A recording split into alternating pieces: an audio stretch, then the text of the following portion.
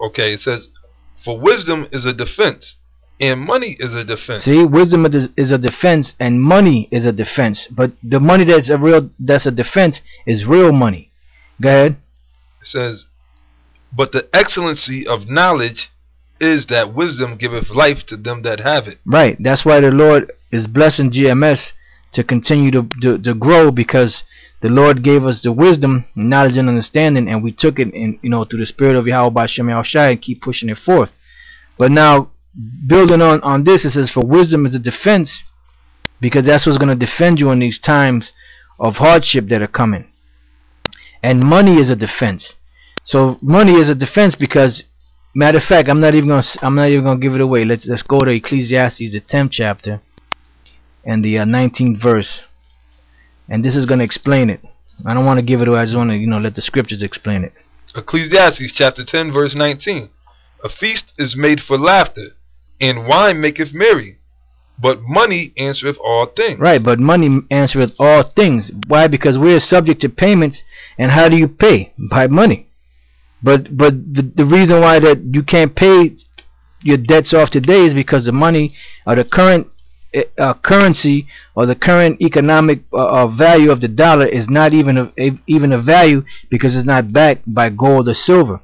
Now let's go from there to the book of Leviticus, the 19th chapter, and the 35th verse. You can read that. Leviticus chapter 19 verse 35. Ye shall do no unrighteousness in judgment, in meat yard, in weight, or in measure. Right, you shall do no unrighteousness in judgment, in meat yard, in weight, or in measure. Now these laws, keep in mind, these laws are written to Israel, and only Israel.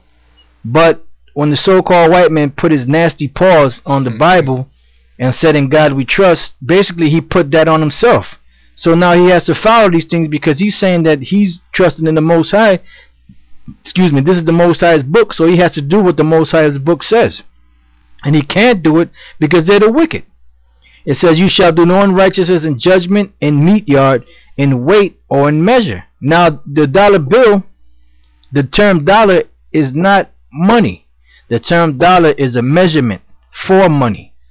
It says that a dollar shall be expressed, the money of the United States shall be expressed in dollars. An expression is not money. A dollar is not the value of money. It's just a measurement, just like you have a quart of orange juice, or you have a pint. A pint is not the actual substance or the product. It's just a measurement. All right. So go ahead. Right, and right, like the elder Ronald said, because you got a dollar of what? Right. Really, you got a dollar of nothing. At one time, it used to be. That's why it was backed by gold and silver. Right. If you had a $10 gold certificate or a silver certificate, you can actually take that $10 to the exchanges and get you $10 worth of gold. That's right. You can't do that no more. Nope. You do that now, they're gonna look at you like you crazy, man. Yep. Because FDR in 1933 took the gold standard out of circulation, and in 1965, I believe it was, Lyndon Baines Johnson took the silver certificate out of circulation. I think the final year for the silver certificate was 1968, if I'm not mistaken. All right. So the shit that you got today is nothing.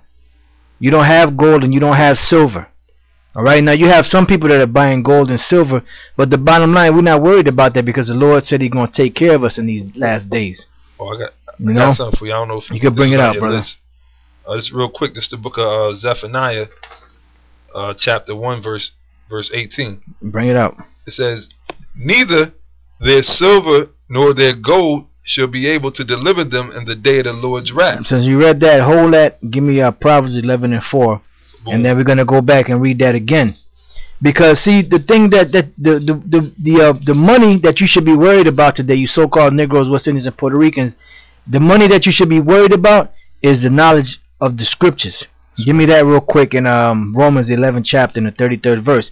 That's the money that you should be worried about. You shouldn't be worried about, oh, I gotta get a good job, I gotta get a good education so that I can make it in this society, so I can pay my bills and I can have a little, 6 figures, which said 6 figures today is the international bankers got figures that you can't even. Yeah, they shit that. Yeah, right, exactly. They wipe their ass with 6 figures.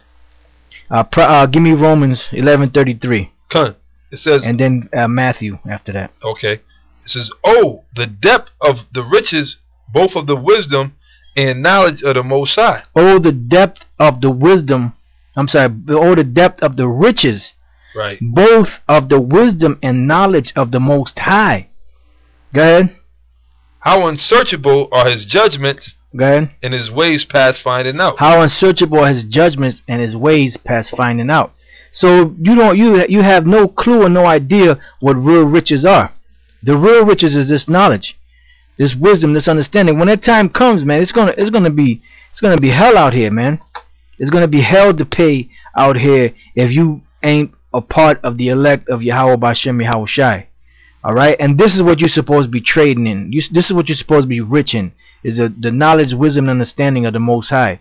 Give me the book of what is that? Matthew the 10th chapter. Is that no? It's the 6th chapter. I'm sorry. 19. 6. Yep, 6 and 19. There you go. Got it. Matthew chapter 6 verse 19. Lay not up for yourselves treasures upon earth. Right. I mean, you got these people that go to church, right? And they claim that they know the. See, that's what proves to you that they don't read the Bible. You know, they don't read the Bible because it says, lay not up for yourself treasures upon earth. What does that mean? It means don't worry about putting money aside or putting gold or silver, because you don't know what real money is today anyway. Don't worry about trying to set yourself up for the future, because the Most High will take care of you. He will provide for you. What did King David say? I have been young and am old, never have I seen the righteous forsaken, nor his seed begging bread. So it says, lay not up for yourself treasures upon earth. Go ahead. Where moth and rust doth corrupt. Where moth and rust doth corrupt. Go ahead. And where thieves break through and steal. Right, because you can have, like, if you have a bank account, somebody can come in and steal your money from the bank. Or the bank can foreclose and got your money.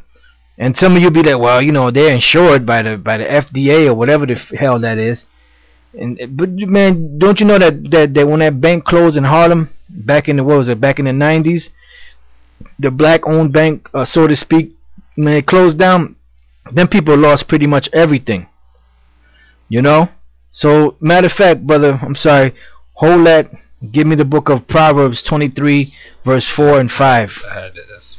Yeah, hold that. Then you know it's a good time to bring that out, and then we'll go back to Matthew, the 6th chapter. Okay, come. Proverbs chapter 23, verse 4. Labor not to be rich. Labor not to be. Read that again, brother. Labor not to be rich. So what does it mean, labor not to be rich? Meaning, don't worry about trying to make it in society, trying to set yourself up, trying to put that nest egg away for a rainy day.